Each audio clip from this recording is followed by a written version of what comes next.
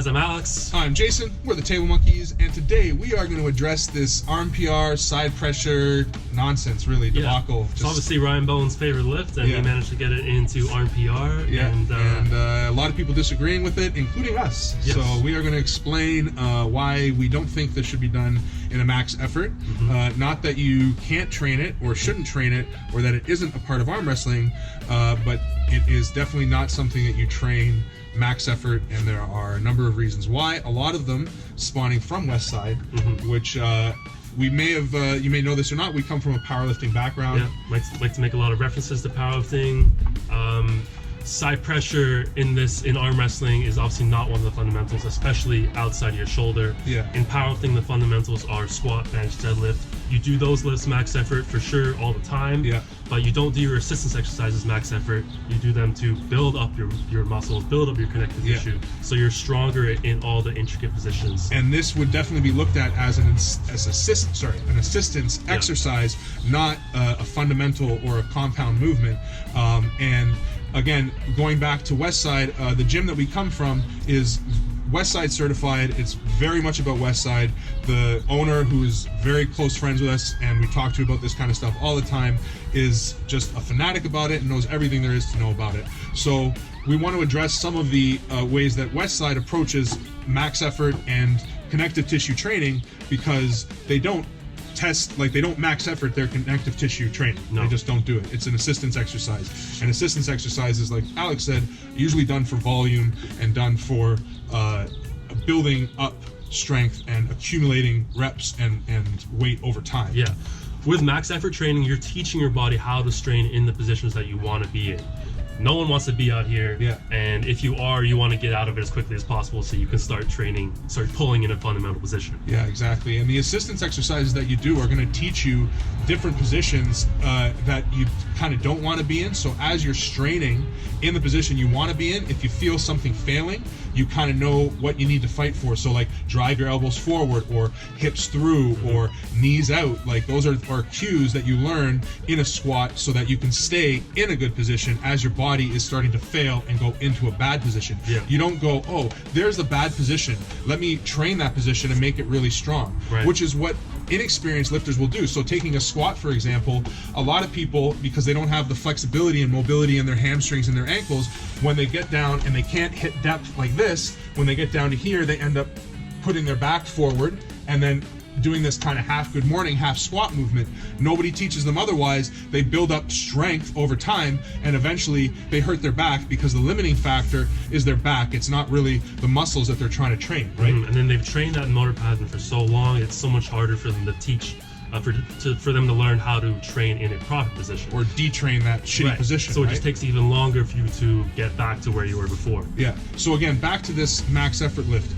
It's based on connective tissue, which I don't think there's anybody disagreeing with that, is that it's basically the ligament in your elbow or your humerus bone that's going to give out. It's the limiting factor is your elbow or your humerus. So if you can't lift the weight, you either are lucky and you're able to put the weight back down, or you snap your shit up. Because there's no losing lane. It's not like a bicep curl where my muscle can open up. Yes, you can tear a tendon, but your body has it has signals to not allow the muscle to pull so hard that it tears the tendon off the bone. Your bone and your ligament, they're not connected to any muscle. There's nothing except your own attention to what you're doing that's going to keep you from breaking your arm, which is why you see people not even realize it and all of a sudden just break their arm.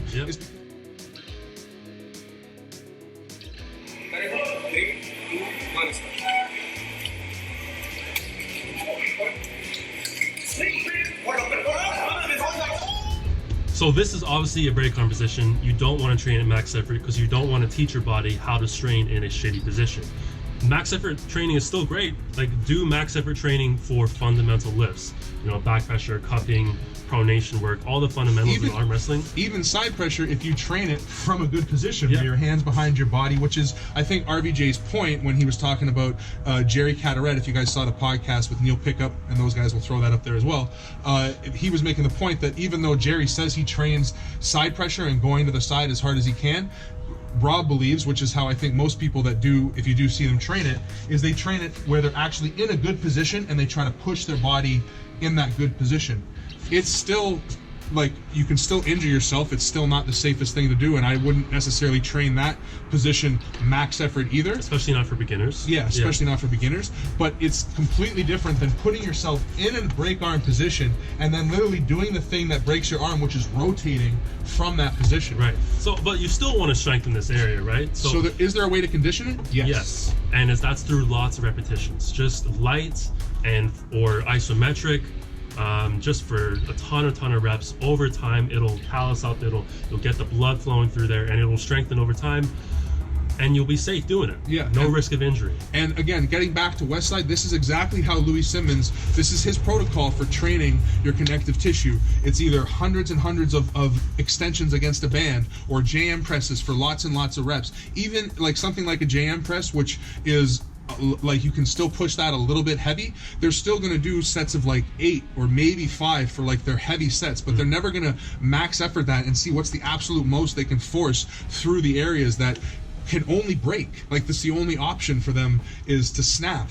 Like, they don't tear a bit, they don't give out. You can't get fatigued and fail and drop. Like, there's no losing lane with your humerus or with your ligament on the inside of your elbow, right? So we're going to show you now how to train this movement safely and effectively that you can do for years and years and years. To just callus it up over time, which will develop strength and confidence, and also teach you the positions you don't want to be in, so that you can figure out a way to get away from them. Okay, here we go. All right, guys, I'm going to show you these exercises real quick. Alex has a match coming up this weekend in some unknown universe at some weird event that we're not going to talk about. So he's going to rest his elbow up, because even though we're going to do this light and easy, it still taxes those ligaments. Definitely. And will, you know, hinder recovery more than help it at this point. So, I've got a light black band.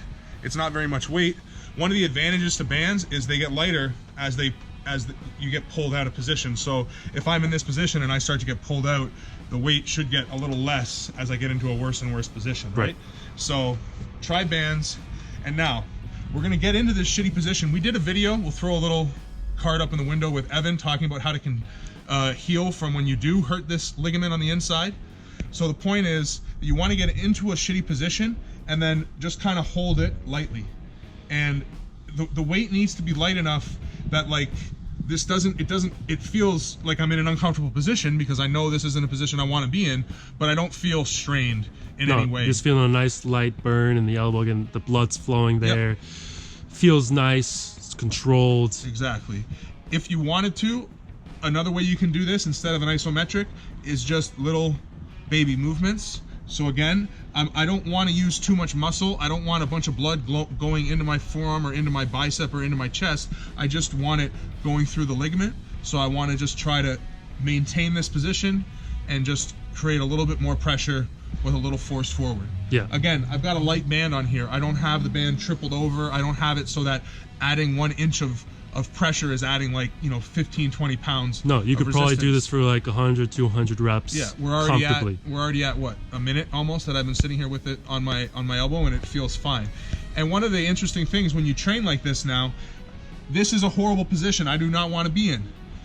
As I get tired, I can get myself in a better position. I feel like I could stay here all day. You know, and if we got like even more behind it, like, obviously my shoulder's touching the band a bit, but even like, you just can start to feel how much more secure of a position this is versus this. Yeah, because you're involving more muscles. Exactly. And you have more structure behind the ligaments and stuff that you're trying to hold yourself together. Out here, I'm solely on this ligament, on my rotator cuff. Like, there's a lot of things that are just hanging on out here. Very small connections holding everything together. Exactly. So even though you may feel confident out there, again, the only thing that has to give is connective tissue from this position. Yep. So isometric holds and little pump reps. Yeah.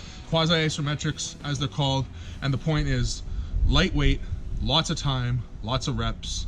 You can do it over and over and over, and yeah, it's the best way to condition connective tissue, and that's all there is to it. Alright guys, that's the video. Those are just a couple exercises for you to do that'll help you strengthen and condition that ligament safely and effectively, and you can do it over time without risking injury. Exactly, guys. And in all strength sports, the bottom line is that avoiding injury is the key to success, because injuries set you back even though you figure out ways to work around them, or you can pumpkin arm or all that kind of stuff. The point is, the less you get injured, the more you are capable of just continuously making progress. So avoiding injury is one of the keys to success. Yeah, so. And we don't hate you, Ryan or Uncle John, for putting this list out there. We just don't think it's smart to teach people how to do it max effort, even if you're putting up a ton of disclaimers out saying don't do it. People are still going to do it, right? Exactly. And this sport being on such a boom right now of growing, and so many new arm wrestlers, with how risky arm wrestling is just in practice, to now add on a max effort lift where people could literally just break their arm by themselves in their room with a weight stack is probably not the best idea. And we just we just wanted to put out maybe a little bit more information on how you could train this without risking breaking your shit. And as we said before, maybe, an isometric over time with weight that can't break your arm.